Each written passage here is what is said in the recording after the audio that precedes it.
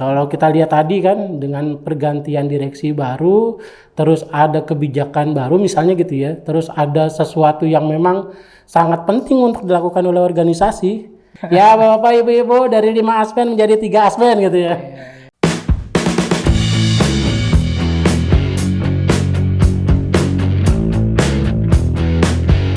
Halo Peleners, selamat datang kembali di On Call, On the Air with Cikokol. Ya, hari ini kita kedatangan tamu spesial istimewa dari WIT Banten, Bang Desta, Bang Andesta namanya, nama lengkapnya, MSP Pengembangan SDM WIT Banten, sudah hadir bersama kita untuk meramaikan acara On Call kita kali ini. Selamat datang Bang Desta di Cikokol. Aduh, terima kasih Pak Adi. Mana kabarnya, sehat ya? Sehat banget, alhamdulillah. Luar biasa. Iya. Kata saya dengar kemarin udah vaksin tahap 2 nih. Oh iya. Prioritas Jadi udah bisa jalan-jalan berarti ya? Oh, udah bisa jalan-jalan. Ini udah sampai Cikokol. Oh iya, bener jauh ini perjalanan. Jadi ya? sejak saya di sini sampai sekarang belum Desta sekarang nih. Enak aja, udah berapa kali? Ya, ini Bang Desta ini di MSB Pengembangan SDM ya Bang? Iya, sebentar lagi. Ya.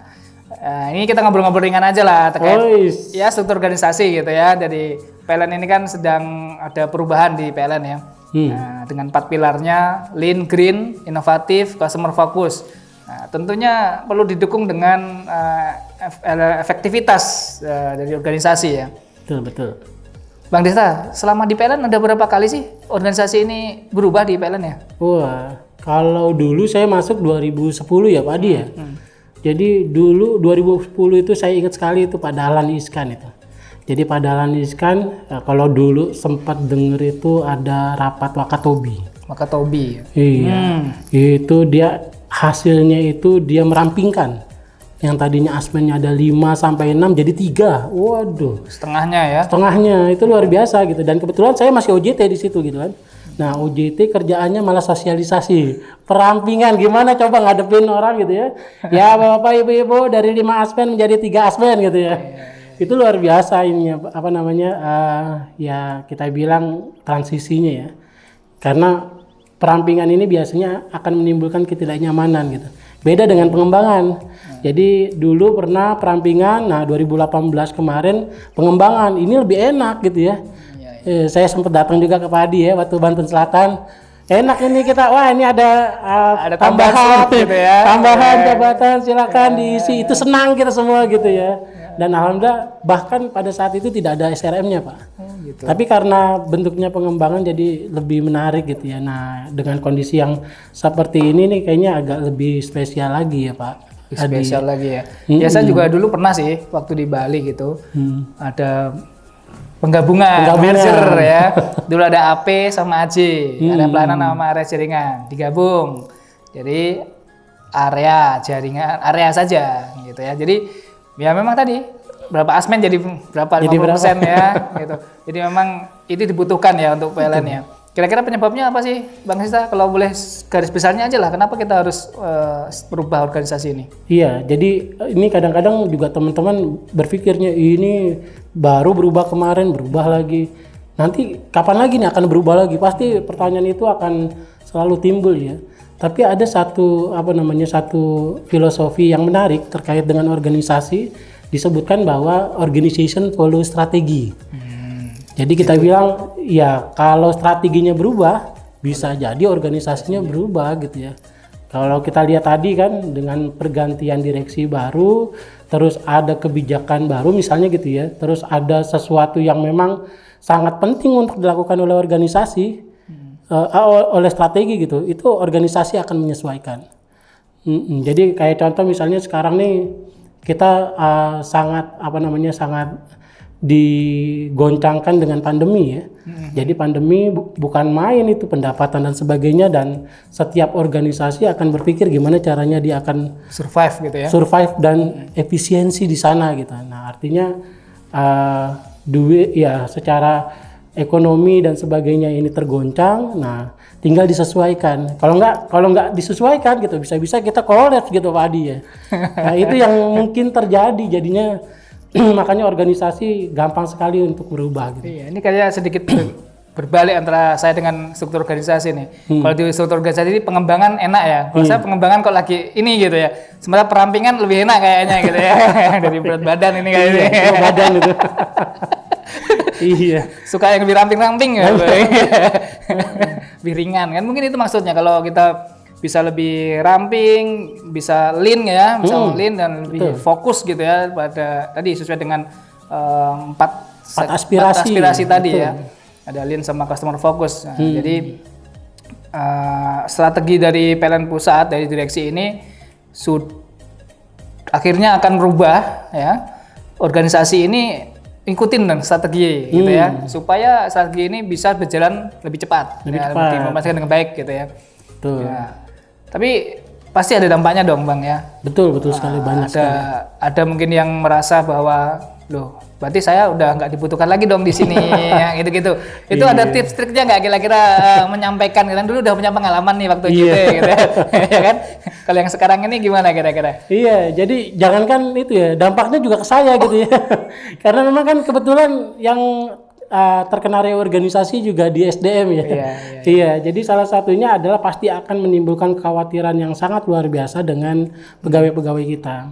Tapi kekhawatiran itu sebenarnya bisa direduksi Pak Adi. Jadi saya sempat ngobrol-ngobrol dengan teman-teman misalnya yang sesama SDM dan sebagainya, ada yang dia merasa yakin gitu. Merasa yakin karena dia memiliki kompetensi yang tinggi. Jadi artinya ya top of mind-nya ketika kita berkarir pasti akan dilihat orang-orang yang menonjol di dalamnya gitu ya. Jadi ketika dia memiliki hal itu gitu ya, itu tidak akan membuat dia menjadi terlalu khawatir gitu. Karena dia sudah mempersonal brandingkan diri dia gitu bahwa saya sangat dibutuhkan organisasi dan mudah-mudahan saya bisa survive gitu. Jadi itu sedikit dampak yang tentu aja banyak obrolan ke kita ya, minta pindah kemana dan sebagainya gitu. Artinya kalau yang udah punya kompetensi, yang sudah bisa menjual dirinya, merasa aman lah gitu ya. Aman banget kayak Pak Adi gini kan. Wah, alhamdulillah. Keren amat. Bang Desta ini udah. Ada. Tapi gini Bang, kalau untuk yang misalnya nih, sebenarnya kerjanya bagus gitu kan, ada juga yang kerjanya bagus tapi mungkin belum optimal gitu ya. Menawarkan dirinya gitu, memasarkan dirinya. Itu kira-kira gimana ya untuk tetap menumbuhkan semangat kerjanya gitu ketika dia nanti nggak menjabat lagi gitu. Iya. Jadi kadang kita banyak juga ya Pak Adi pas di dalam pelaksanaan organisasi, bahkan ada teman-teman kita yang misalnya dia struktural tiba-tiba difungsionalkan. Orang bertanya kenapa dia, masalahnya apa dan sebagainya gitu kan. Jadi ceritanya gini, ini kita talent banyak nih ceritanya, jabatan sedikit ceritanya ya, jabatan sedikit. Nah kalau kita berpatokan bahwa orang kinerja biasa saja itu akan tetap dipertahankan, oh enggak, kita naikin standarnya jadinya gitu. Jadi kalau cuman kerja standar-standar, kadang-kadang banyak pilihan untuk coba diganti sama yang ini gitu ya. Ketika diganti bagus gitu kan, bagus. Nah terus yang difungsionalkan gimana, yang dia tidak menjabat lagi, itu tetap Pak Adi, jadi tetap termonitor. Dan beberapa teman kita banyak sekali sebenarnya gitu ya, kalau mau tahu, ada yang dia struktural, fungsional, distrukturkan kembali gitu ya. Jadi artinya nggak kiamat di situ. Tetap terpantau gitu ya. Tetap dipantau sama pengembangan yang luar biasa. Gitu. Terima kasih Bang Desta untuk teman-teman PLN ini ya. Jadi jangan khawatir bahwa di pengembangan SDM ini memonitor ya dan memantau semua ya perkembangan dari teman-teman semua kan gitu ya, teman PLN ya. Jadi nggak usah berkecil hati, tetap tunjukkan yang terbaik gitu ya. Berikan yang terbaik dimanapun Anda ditempatkan. Intinya gitu ya. Pak, mata-matanya banyak kayaknya Bang Desta nih, hati-hati. Iya.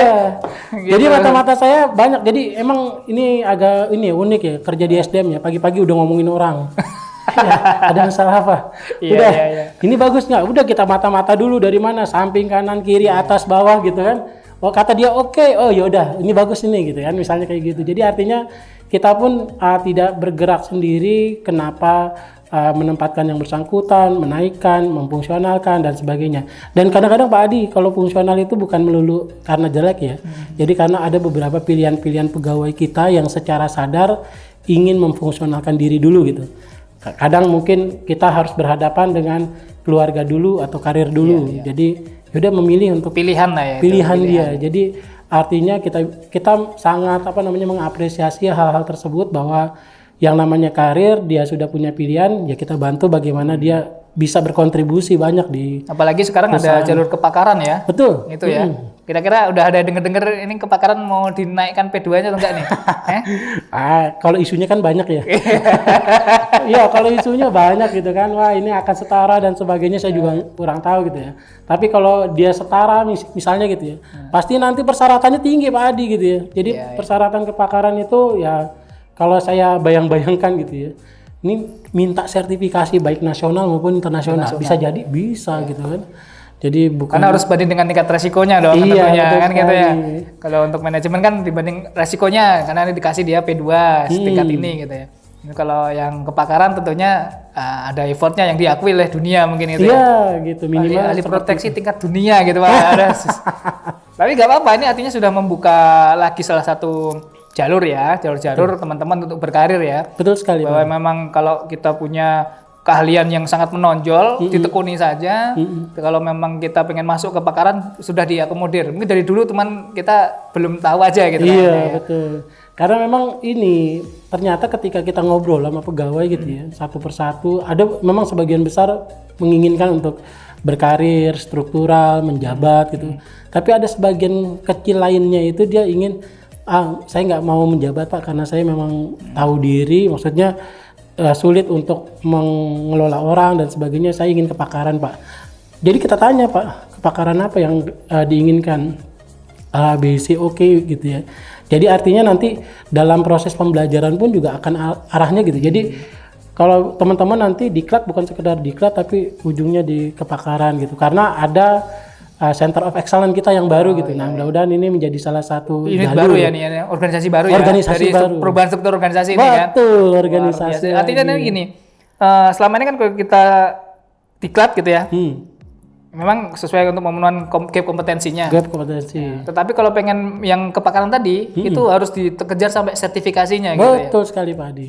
Jadi mindsetnya itu teman-teman bukan sekedar diklat, dipanggil, ikut, diterapkan, dapat nilai passing grade aja gitu. Passing grade, tapi kalau bisa ini dia berurutan sampai ujung dia mendapatkan sertifikasi gitu. Itu kalau memang mau ngejar kepakaran.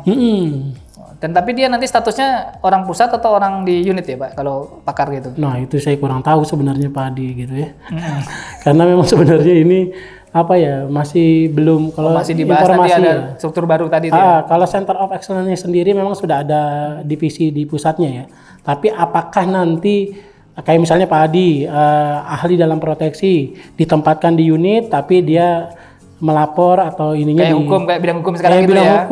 Statusnya sebagai pegawai pusat gitu ya. Betul. Tapi dia tempatnya di unitnya masing-masing. Bisa juga seperti itu. Karena di sana bisa lebih manfaat misalnya gitu. Di unit nggak usah jauh-jauh ke pusat, langsung dia nanya Pak seperti ini gimana. Oh itu udah langsung di ini gitu. Bisa jadi seperti itu. Tapi saya jujur belum ada gambaran jelas gitu ya. Jelas. Tapi intinya bisa lah seperti itu nanti. Betul Adi.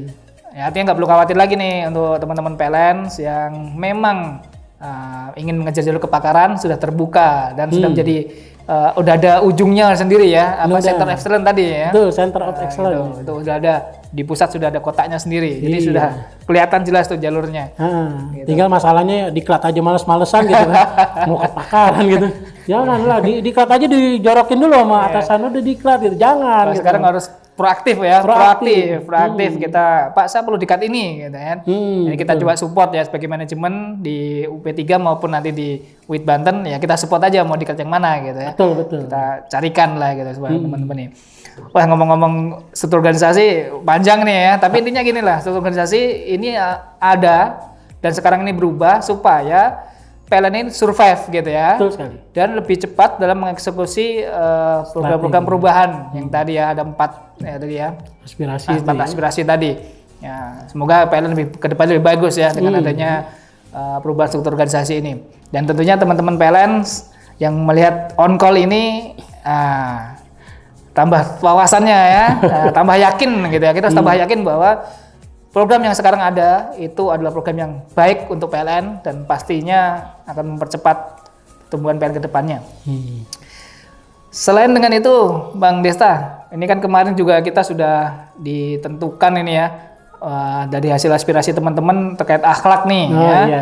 Cikokol ini harmonis ya. Cikokol harmonis ini pendapat dari teman-teman di Cikokol ya, PLN Cikokol ya. Kalau harmonis itu salah satunya suka membantu bidang ya, lingkungan kerja yang kondusif ya. Kondusif. Ya, saya lihat sih ya Cikokol memang sih kondusif ya. Bener ya? Kondusif ya. Kondusif. Maksa ya, maksa. Nggak maksa kan? Pokoknya harus kondusif ya. Masih ada pokoknya, Din. Kan hasil ini nih, survei kemarin. Hasil survei. Ya, Oke, siap. Ya, cuman yang bertanya kan ini teman tanya tidak lanjut seperti apa atau ada nggak pandangan jauhnya seperti apa nih Bang Desta setelah ada pengelompokan clustering nih di sisi akhlak. Mungkin Bang Desta jelasan sedikit lah terkait itu. Oke, baik. Jadi ini ceritanya unik ya. Kalau di Banten ini kita membuat start stop continue itu dari pegawai dulu. Aspirasi dari pegawai kita akan olah. Nah, dari aspirasi ini nanti setiap pegawai dia memiliki apa yang harus di stop perilakunya, apa yang harus dijalankan perilakunya, dan apa yang harus dimulai gitu ya. Nah, itu pertama aspirasi dari pegawai. Tapi setelah itu kita akan naikkan ke unit masing-masing. Karena Pak Adi tahu betul ya, Banten ini ada dua budaya yang luar biasa, agak sedikit berbeda gitu ya. Pak Adi udah dua-duanya soalnya kan? Iya, udah dua-duanya. Banten Selatan iya, Cikokol iya udah ngerasain gimana dulu yang 3 layar ada rayon, yang sekarang ini nggak ada rayon. Kerasa banget ya. Jadi akhirnya kita buat kita clustering dulu. Masing-masing unit ini apa. Nah, ketika sudah misalnya tadi contoh Cikokol ini adalah harmonis. Ya harapannya Cikokol ini menjadi role modelnya harmonis gitu ya. Nggak ada ya kalau harmonis tadi yang disampaikan salah satu perilakunya adalah menjaga lingkungan menjadi kondusif dan sebagainya gitu ya. Jadi artinya ini nanti ketika kita melihat salah satu contoh tata nilai harmonis yang paling ini di mana sih? Oh, itu di Cikokol, lihat aja itu harmonis banget itu orangnya gitu ya. Kegiatannya masak mulu gitu kan, masak bareng dan sebagainya itu harmonis, nggak ini. Jadi dengan mitra kerja harmonis, dengan apa harmonis dan sebagainya. Nah, nanti Pak Adi ceritanya nih, dari yang hasil itu kita akan coba sebenarnya Pak Adi bikin satu tagline, satu ini ide Banten tapi secara keseluruhan. Jadi contoh nanti kalau di Google itu biasanya dia akan menyampaikan 8 perilaku yang harus dimiliki oleh orang-orang Google. Oh, nanti kita bikin juga 8 perilaku yang harus dimiliki Jawara Banten. Waduh. Tapi ngomong-ngomong kan kita udah di clustering nih, P3-nya. Unitnya kok enggak ya? Bidangnya enggak gitu ya? Iya. Ini gimana ini ceritanya nih? Iya, kita juga bingung ya. Iya, harusnya UIT yang menjadi tolong. Bidangnya kok enggak ya? Gitu. Kenapa cuma P3-nya nih clusteringnya? Iya, jadi ceritanya ini terakhir. Terakhir ya. Kita kumpulkan semua gitu ya. Baru kita masih belum lah itu berarti mesinnya masih belum. Belum diinikan karena kemarin kita melakukannya di UP3 dan sebenarnya kalau UIT itu ketika dia menjadi satu UIT itu semuanya nantinya gitu Pak Adi. Jadi nanti yang tadi saya sampaikan contoh 8 perilaku ya nanti. Contoh misalnya kayak 8 perilaku orang Google. Nanti kita bikin 8 perilaku yang harus dimiliki oleh Jawara Banten. Terus ada 5 perilaku yang tidak boleh dimiliki oleh Jawara Banten. Nah, nanti kita ambil dari yang tadi. Intisarinya tadi ya. Intisarinya. Supaya lebih mudah difahami lah gitu. Betul, difahami sehingga yang 8 ini maupun yang 5 perilaku tidak boleh ini itu berlaku ke semuanya gitu Pak Adi. Tapi kalau untuk sementara di unit ya tadi kita harapannya karena kita sebenarnya kepengen semua unit itu harus ada semua yang akhlak itu. Tapi ada yang menjadi role modelnya. Kayak misalnya tadi Cikokol harmonis ya, harapan kita kondusifnya bagus dan sebagainya sehingga ini menjadi contoh nanti unit-unit lain ceritanya gitu Pak Adi. Itu budaya. Artinya budaya ini sudah coba dari bidang pengembangan SDM WIT nih ya, sudah mempunyai strategi untuk implementasinya ke bawah gitu ya. Mulai dari WLP-nya, terus bikin clustering di UP3, sampai nanti akan ada 8 perilaku dan 5 yang tidak boleh gitu ya. Artinya 8 karakteristik dan 5 yang tidak. Artinya nanti akan membentuk suatu, kalau orang Banten gitu ya, itu kayak gini loh. Nah itu ya, mencirikan gitu ya, langsung kayak gitu ya. Orang Baduy itu pakai iket gitu ya, gitu ya. Warna gini bajunya, nggak pakai sendal gitu, misalnya gitu. Kayak gitu ya mainnya ya. Iya. Jadi orang kalau misalnya kita rapat, udah ketahuan nih orang Banten nih pasti gitu ya. Agresif banget nih, nyrodok mulu gitu kan misalnya gitu ya. Contoh ya kita nggak tahu. Contohnya gitu. Ini itu akan jadi suatu karakteristik yang akan dibentuk dari budaya akhlak yang diambil dari sari-sari tadi untuk diangkat ke UIT Banten. Ya, Betul jadi sekali. kita pasti akan tahu tuh ini orang Banten atau enggak ya. Iya. Pernah menjajal, mencicipi lah gitu, mencicipi kerja di Banten enggak nih? Itu kelihatan dari karakteristik tadi gitu. Nanti ibaratnya kalau ini, wah ini alumni Banten nih kayaknya gitu. Ya. Luar biasa. Jadi ya ini akhlak memang lagi gencar-gencarnya Bang ya. Kita di sini di Cikokol sendiri coba untuk diimplementasikan ya di berbagai segmen ya. Tentunya ya dukungan semacam itu dari UIT itu sangat dibutuhkan lah. Apalagi kita ini paling deket nih ya, UIT sama Cikokol ini deket sekali gitu. Jadi ya gimana caranya lah supaya bisa langsung termisin dengan baik kan gitu ya, dipantau terus nih mata-matanya nih banyak ya Bang gitu ya. Aduh. Tiap pagi ditanya nih mata-mata gitu. Iya, kalau ada bilangnya kan bahwa everybody is marketer gitu. Kalau kita everybody is spy gitu ya. Iya, betul. Jadi dia mata-mata kita nih. Yang ada di sini mungkin mata-mata saya gitu. Agen-agennya. Iya, agen-agen. Joe itu orangnya gimana gitu, nanya sama Joe gitu kan. Oke, terlepas dari itu tentunya ini kebaikan semua untuk PLN ya. Meskipun itu dari BUMN ya, dari BUMN, tapi sebenarnya kan sudah disarikan ya, sudah dibandingkan dengan e-promise waktu itu ya. Dan sudah terbentuk perilaku yang akhlak ini. Ya, kita harus laksanakan dan implementasikan ya teman-teman semua di Cikokol, dan saya yakin bisa di Bang Desta. Oke Bang Desta, gimana? Mau apa lagi? Kita mau ngobrol apa lagi? Ya mungkin Pak Adi pesan-pesannya kepada anak muda. Wih, itu saya lihat di pertanyaan soalnya. Kembali itu. Itu pertanyaan saya. Enggak, saya kan masih muda nih Pak Adi, silakan untuk bentar, saya perlu jelasan dulu nih. Saya sama Bang Desta ini sama-sama bareng masuknya di Banten ini. Kita sama-sama naik di podium barengan ini. Oh gitu. Iya, di hotel itu. 2018 berarti. Iya, di hotel itu kan? Iya, hotel itu ya. Tulip kan? Tulip. Iya, barengan kita naiknya itu di depan. Jadi sama-sama mudanya sebenarnya. Udah aja, mana ada. Enggak, ini Bapak ini udah senior dia. Nggak bisa dia ini, Bapak ini senior.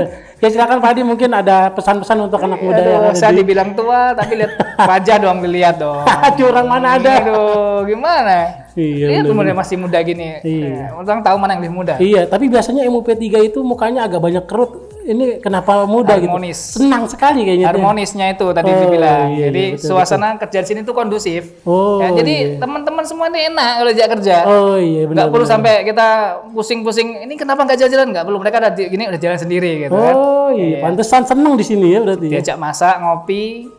Itu pun pakai uangnya UIT ya, uang SA. Itu nggak masalah. Bukan pakai uang P3 loh ya. Iya betul. Mereka udah jalan. Jadi teman-teman di sini kondusif lah. Suasananya kondusif. Mereka kerja juga oke gitu ya. Cuman ya tadi itu ada orang yang bisa menjual dirinya, ada yang tidak bisa menjual dirinya. Tapi kalau disuruh kerjaan selesai. Selesai semua. Nah ini juga PR juga sih buat kita Bang ya, supaya teman-teman ini punya kepercayaan diri lah untuk ngomong di depan gitu ya, untuk menjual diri. Itu PR ya, itu PR saya juga, mungkin juga PR juga di Bang Desta, bantu juga lah kami ya, supaya mereka ini percaya diri gitu. Ya. Kalau dikasih kerjaan selesai tapi suruh presentasi mengkerut gitu. Ini gimana nih? Tapi kalau saya lihat kayaknya di Cikokol ada MSB Millennial Spirit Booster ya. Iya. Itu mungkin bisa dimanfaatkan betul berarti ya.